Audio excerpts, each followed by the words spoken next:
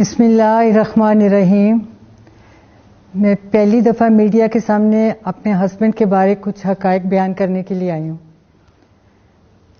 آج سے چند روز پیشتر مجھے پی آئی سی ہاسپٹل سے فون آیا، رات کے تقریباً 1:30 بجے میں سوئی ہوئی تھی اس وقت۔ اس فون کال پہ میں اٹھی، گھبرا کے میں نے پوچھا، پتہ چلا کہ جی ڈاکٹر صاحب بول رہے ہیں پی آئی سی سے، تو آپ کے ہسبینڈ کے بارے میں بات کرنی ہے۔ میں بڑی پریشان ہوئی، میں نے کہا وہ تو کیمپ جیل میں ہے، تو آپ ادھر سے کیسے بول رہے ہیں؟ انہوں نے بتایا نہیں، انہیں ایمرجنسی میں ہمارے پاس لایا گیا ہے کہ ان کی اچانک طبیعت خراب ہو گئی ہے، تو آپ میڈم جتنی جلدی ہو سکے ان کی ساری میڈیکل رپورٹس لے کر ہمارے پاس پہنچ جائیں۔ میں جیسے تیسے جلدی کر کے ہاسپٹل پہنچی۔ وہاں گیٹ پہ پولیس کی بہت بڑی نفری موجود تھی۔ میں نے ان سے ریکویسٹ کی کہ مجھے 2 منٹ کے لیے اندر جانے دیں، ملنے ان سے۔ 2 سے تیسرا منٹ میں نہیں لوں گی۔ میں نے اس پولیس والے کو کہا کہ میرے پاس گھڑی نہیں ہے، آپ کے پاس تو ہے، آپ اس پہ ٹائم نوٹ کر لیں۔ ان بیچاروں کے بھی منہ لٹکے ہوئے تھے، بڑی افسردہ حالت میں انہوں نے جواب دیا کہ میڈم ہم پرویز صاحب کی بہت عزت کرتے ہیں لیکن ہمیں اجازت نہیں ہے، ہم مجبور ہیں۔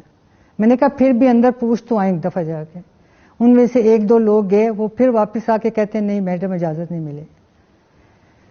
بہرحال میں وہاں کوئی تقریباً 2-3-4 گھنٹے، مجھے ٹائم نہیں یاد کتنا ٹائم میں وہاں کھڑی رہی ہوں۔ تو اس کے بعد کوئی تقریباً 4:30-5 بجے یہ پرویز کو واپس لے گئے ادھر کیمپ جیل، ان کے انکمپلیٹ ٹیسٹوں کے ساتھ۔ اس چیز کی گواہی آپ کو پی آئی سی کے ڈاکٹر بھی دیں گے کہ ان کے ٹیسٹ کمپلیٹ نہیں ہونے دیے گئے۔ ڈاکٹرز نے روکنے کی کوشش کی لیکن وہ نہیں روکے گئے۔ اس کے بعد پھر دوسرے دن میں نے ملاقات کے لیے ٹرائی کیا، کافی ریکویسٹ روز کی جاتی تھی لیکن وہاں سے کوئی جواب نہیں ملتا تھا۔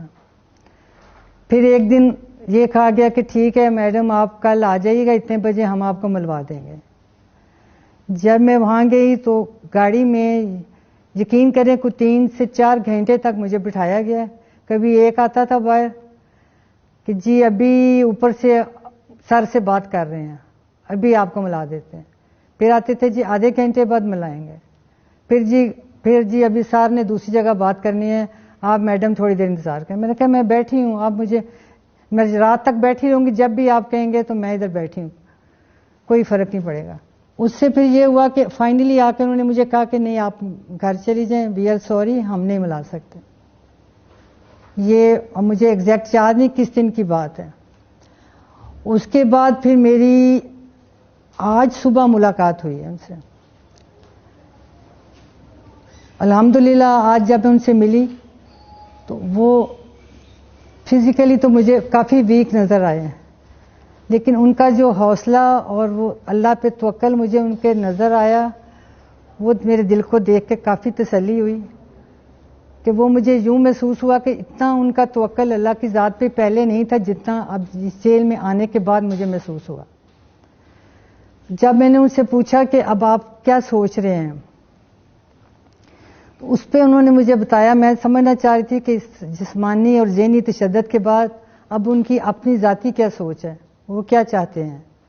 اس پہ انہوں نے مجھے بتایا کہ میرا پہلے سٹینڈ اور پہلے جو میرا سٹانس تھا میں آج بھی اسی پہ قائم ہوں، میرا آج بھی وہی موقف ہے جو پہلے تھا، اور آج بھی اسی پہ قائم ہوں، اور انشاءاللہ تعالی آئندہ بھی میں اسی پہ قائم رہوں گا۔